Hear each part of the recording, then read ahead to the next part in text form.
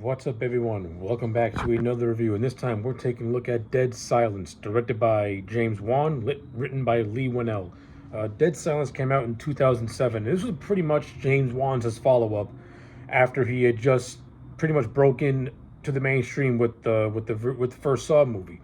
So to follow up with Saw, he decided to do Dead Silence, which is a movie that's heavily inspired by the old Universal horror movies of like the 30s and the 40s. You can tell by the aesthetic of this movie that it's taken a lot of inspiration from those films. And the story is something that you would see in an old Universal horror movie. The story is also something the story to this movie is also something you would see in an episode of Goosebumps. Like Dead Silence to me just has the feel of what would happen if Goosebumps turned rated R and tried to make itself into a serious horror show. That's Dead Silence. Dead Silence is a rated R and serious version of Goosebumps. I mean, for God's sakes, the dummy Billy in this movie is straight up Slappy the Dummy. I think James Wan and Lee Winnell were watching Night of the Living Dummy one day, and they're like, you know what? Let's just make a Goosebumps movie, but make it rated R. What the hell? What's the worst that could happen? You get Dead Silence, a movie that I am not overly big on, but a movie that I don't hate either. Like, this movie does have a lot of good in it. It also has a lot of not so good in it, and I'm going to do my best to just describe how I feel. Synopsis: basically, the story follows this guy named Jamie Ashen, who, after the death of his wife, goes to his hometown in order to find out answers that could connect to his wife's death, while all the while uncovering the mystery of something that took place 70 years ago with this woman named Mary Shaw, who was a ventriloquist that was murdered by the town. Alright, so with all that out of the way, it's time for the pros and the cons. So first off, the pros. Overall, I thought James Wan did a fairly decent job behind the director's chair of this movie. James Wan is a horror director that knows how to create just a creepy atmosphere, and he did that with this movie. Number one, I like the aesthetics of this movie. As I mentioned earlier, he took a lot of inspiration from like the old 1930s and 40s Universal horror movies, and you really see that with this movie. Like, if you to put this movie in black and white, it would fit right in that same vein of a 30s and 40s Universal horror movie. I think this movie should have been set in the 1940s. I think would made for a much more creepier story that way. Especially when you get to a scene like in the middle of the movie where one of the characters is telling the backstory of Mary Shaw. My favorite part of the movie is that extended flashback scene of this character named Henry, who is a mortuary worker, telling the character of Jamie the story of Mary Shaw and the disappearance of this kid named Michael. Of course, it's revealed that the kid that disappeared is actually the great uncle of Jamie, and it's actually Jamie's family that are responsible for the death of Mary Shaw. Hence why Mary Shaw more or less has it out to wipe out the Ashen bloodline. Now that part, I like. Like, it gives the story a more personal feel. Like, Mary Shaw is out for this particular family that were the ones who basically tried to embarrass her in a way. So to get even, she kidnapped the kid and basically turned him into a human dummy, as we find out towards the climax. Like, that stuff, I like it. I ain't gonna lie, I like it. Like I said, I would have had the movie take place in the period that in the 1940s. Because I just think it would have added to the visual, to the visual aesthetic a little more, and I just think it would have been much more creepier. That's me personally. But yeah, in terms of what I did get, I did enjoy it. The atmosphere was nice. James Wan's a very good horror director. He knows how to create. He knows how to pace a story. He knows how to create tension. He knows how to create just a spooky, just like this creepy, just atmosphere. One of the things that work is the town of Raven's Fall. I like how he turned it into a ghost town, more or less. Like, if you contrast the beginning of this movie, which takes place on a city street, then go to Raven's Fair, it's night and day. Like, this town is virtually a dead zone. Going here is like you're leaving the world of the living and literally going into the world of the dead. So, yeah, I like that contrast. It was pretty cool. I also like the opening prologue with Jamie and his wife and the dummy coming to the house and the dummy killing and of course the ghost of Mary Shaw killing his wife. I like the whole idea that if you scream, she'll cut your tongue out, because that's what happened to her. So I like that. That stuff is actually good too. And you do get a lot of pretty decent scenes of characters trying not to scream whenever they're in presence of Mary Shaw, particularly the character of Jamie. It kind of adds tension to the scene. To the scenes, I should say.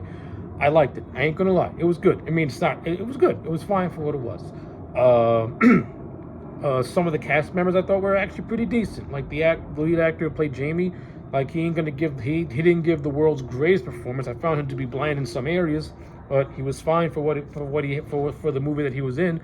Uh, to tell you the truth, I think Donnie Wahlberg, who played the detective trying to basically pin the murder of Jamie's wife on Jamie himself, he was actually the more entertaining part of the movie, mainly because I thought he was very, very funny. Now, having a detective in this movie, it does work. But I kind of think, even though I think Donnie Wahlberg was one of the better parts of this movie, he doesn't really quite fit the material like this. And I think a lot of that could go to his performance because he's kind of goofy in a lot of areas. He's kind of over the top in a lot of areas. But at the same time, it works because it works for this type of movie. Like he has this quirk where he constantly has an electric razor and he's constantly shaving his face. Like that's something that a character from a 40s or 30s movie would have. Like that one quirk that they have where you know that it's actually them. All right, so that's interesting. That's not interesting, but at least I know it. But at least it was okay.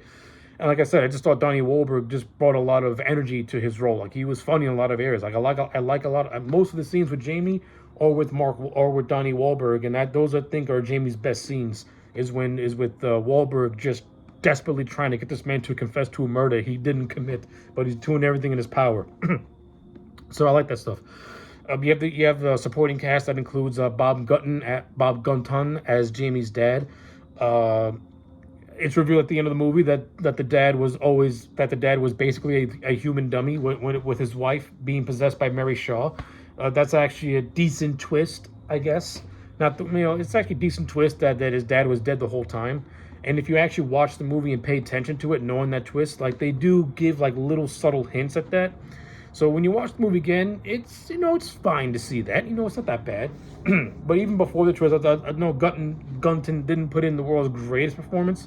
We didn't get a whole lot of history into why they don't like each other, but we get enough of it to know that Jamie does not really care for his dad, mainly because in Jamie's mind, his dad is responsible for the death of his mother via a suicide.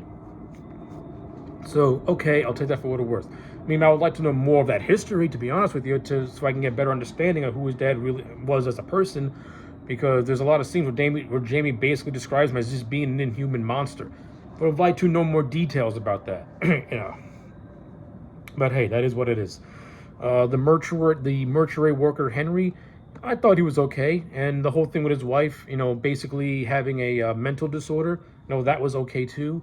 Like I said, I think Henry's best scene is when he's telling Jamie the flashback of Mary Shaw and how the townsfolk killed her.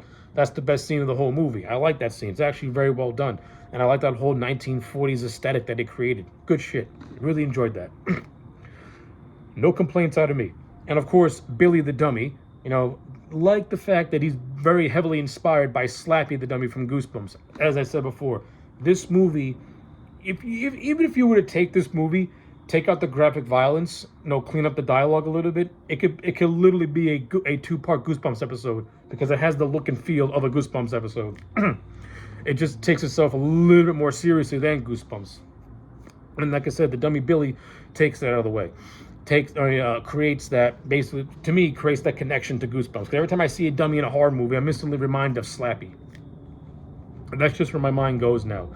But Billy as a prop, he's relatively creepy to look at. I like a lot of scenes where it just looks at characters with that dead blank stare.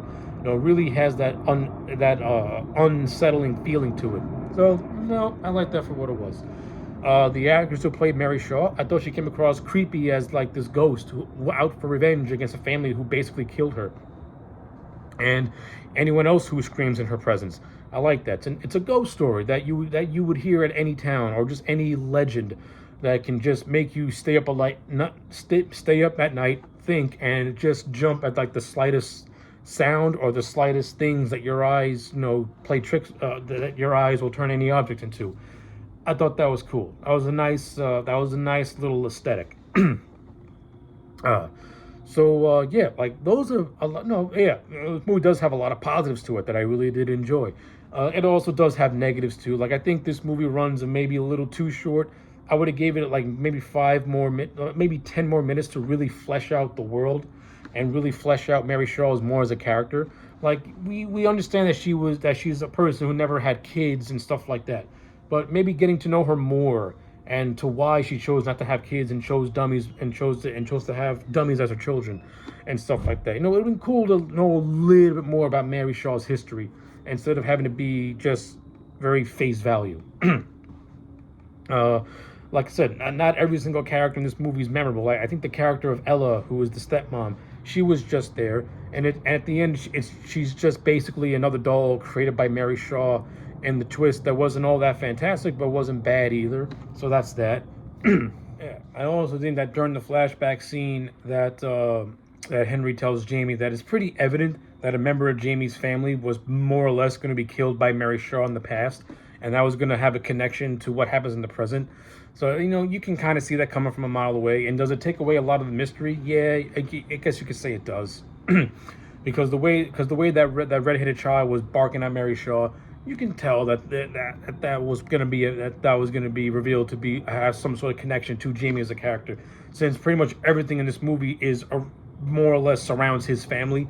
So it was kind of evident that was going to happen. I mean, I'm not saying it's a bad thing, but I'm also not saying it was a great thing either. It's more or less a predictable thing that kind of takes away a lot of the horror and the mystery, in my opinion.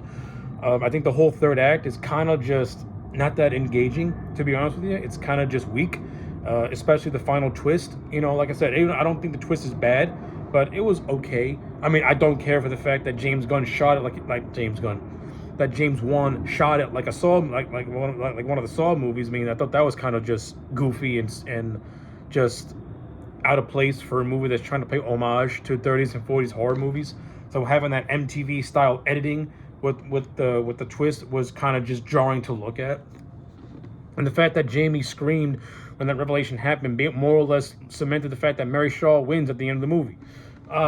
Listen, you could be of two minds about that. You could say yes, good for Mary Shaw for getting revenge on the family who killed her, or you can just say that, hey, Jamie, you're a fucking idiot because the entire movie you saw this bitch and saw all this shit happen. You didn't scream once, but this is what made you scream: seeing your dad's dead corpse. I mean, take that for what you will, I guess.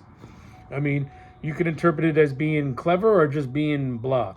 I interpret it as just being, hey, whatever. Yeah, that's basically all I got to say about Dead Silence. Like, I don't consider this to be a bad movie at all. It's watchable. It is a watchable 86-minute movie. It's a good ghost story / horror story. If you like James Wan's work, you're going to like this. If you don't like James Wan's work, then you're just not going to like this. Me, I am not a big James Wan fan. I don't hate him, but I don't go out of my way to watch his movies. But like I said, I thought this was a decent little ghost story. It's a quick watch. It's watchable.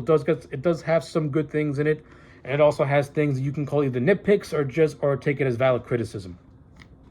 So with all that being said, to me, Dead Silence gets a solid 6 out of 10. It's a good watch. It's a decent little ghost story.